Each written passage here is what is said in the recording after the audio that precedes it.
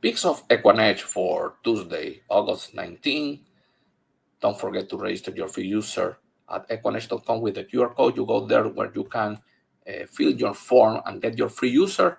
And you are watching the simulation of the Smarty Stakes for Tuesday at Park Racing, courtesy of equinage.com. Go to the QR code, register your free user, enjoy the best handicapping tour in the business, 3 free races per day. You can try, you can test your free user the time that you want before you subscribe. Don't forget you have top picks, 55% winning rate.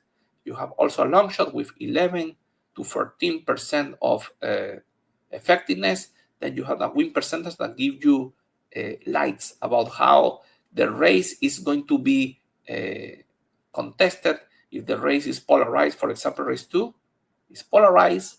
In race number 1 is an open race according to the win percentage.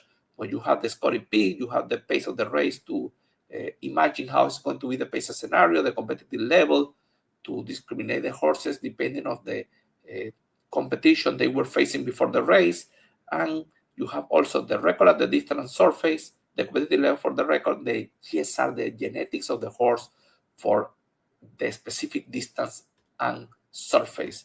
You have more information here. So based on these metrics, the win percentage, the pace, the competitive level, the SOR, the GSR, the scoring picks, I created my own picks, but these picks are 12 races. I did it when I was doing the clip for Spanish, the Spanish audience, and I didn't use a preference order in the races. So I picked the horses that I think we are going to decide every race. So let's start with this race. You are seeing the scoring picks and the long shot, the win percentage. I believe the 2, the 4, the 5, and the 11 are the horses that you need to use in your bets in the first race. In race 2, 2 and 3 here at the top, this is the long shot. And I believe the 2 clearly is the horse to beat here, Robert Reed, Eliseo Ruiz. The 3, Paco Lopez, enemy, Melvis Gonzalez with the number 9 are the enemies of the number 2, the 2, the horse to beat here. In race number 3, 8 and 4, the top picks, the 3 is the long shot. 8, looking good in this race. The number 6, ultra powerful pedigree for the distance, the top pedigree of the race. And the 4, I like the 4, good second last time out. And Paco Lopez repeating aboard. So, in my opinion, the three horses, the top 3 horses, the 6, I like this pedigree. In race 4, 3 and 10, the 6, the long shot. See the pedigree of the number 10. So powerful. It's at the top here. The 3, good competitive level, top pick. You need to use both 3 and 10. And the number 1, a very good pedigree, good competitive level is another option. The long shot with a shot. The GSR is going up. The 9, a victory at the distance. So horses that you could consider for your exotics, or if you're looking for a surprise with these money lines. In race number 5, 6-4 at the top, 5 the long shot. The number 10, 5-1 in the money line, good win percentage, solid pedigree. Eliseo Ruiz for Robert Reed has a good chance for this 4, a good GSR, victory at the distance, and Jose Ortiz, Brad Cox. You need to use this horse, it's running well.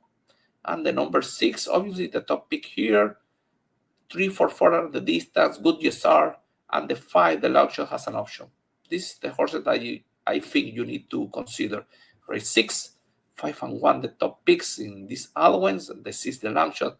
The 6, very competitive, has speed, but the number 1, facing tougher competition, she's very competitive. Paco Lopez, a guarantee, and the number 5 is coming from a strong victory, and she could chase and she could kick off this competition in the final stretch. In race 7, 1 for the top picks. This is a stakes race. The 6, the long shot. I believe the number 1 with the speed, Paco Lopez aboard, will try to wear the field. But obviously the 4, a horse that is going to be stalking. The number 2, a very competitive horse returning to dirt, and Samuel Marin having a great year. And the 7, Johnny B aboard over Scaramouche has a chance. So in this race, you need to spread a little bit. In race 8, 8 and 2 in this stakes race with the 7, The number 2 is coming from the Suburban. This race is a soft one. Junior Alvarado, William Mott, dangerous combination. The 8 is coming from a strong victory. Is the main enemy 2-8-2 is the horse that you need to use. 3 and 4, the enemies. 3 and 4. In race number 9 and 7, the top picks. The 11 is the long shot. I believe these 3 horses are the horses to beat. I use 9. Good campaign at par racing. The 10. Good campaign at par racing. The 7. No races at par racing, but coming strong for this race. And you have the option of the long shot, or maybe the number 9 has a horse that you can use for a surprise or exotics. The Smarty Jones, you watch the simulation, the speed, the win percentage, the big solid GSR, victory at the distance, Johnny B aboard.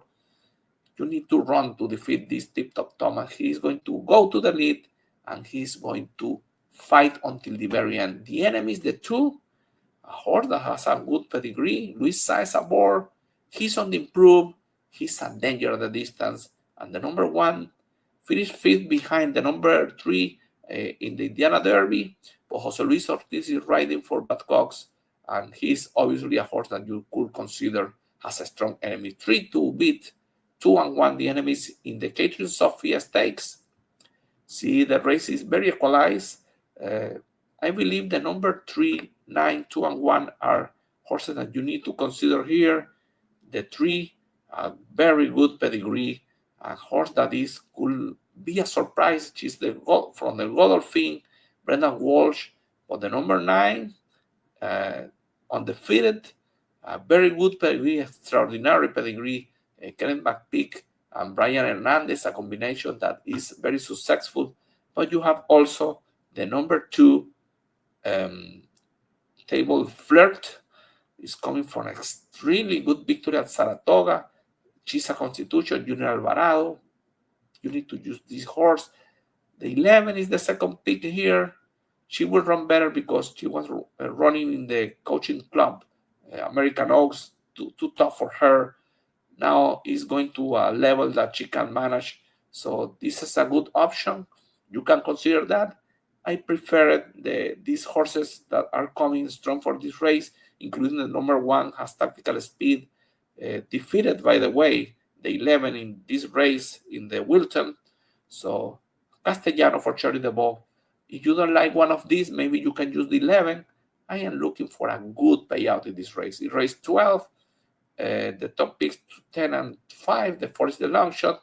See the win percentage, an equalized race, 10, 6, 5. And I put this asterisk around the 8 because this horse is coming from a very good race at Park Racing, and he is going to be behind the speed. There is a lot of speed in the race, and this number 8 will close and could upset the race. But obviously, as I mentioned before, the 10, the 5, forget this race, and the number 6, who is coming from a weaker race, but the race was extremely good, dominating from start to finish. With Paco Lopez, will try to repeat 10, 6, 5, and 8, especially the horse that you need to consider. Good luck at Park Racing on Tuesday.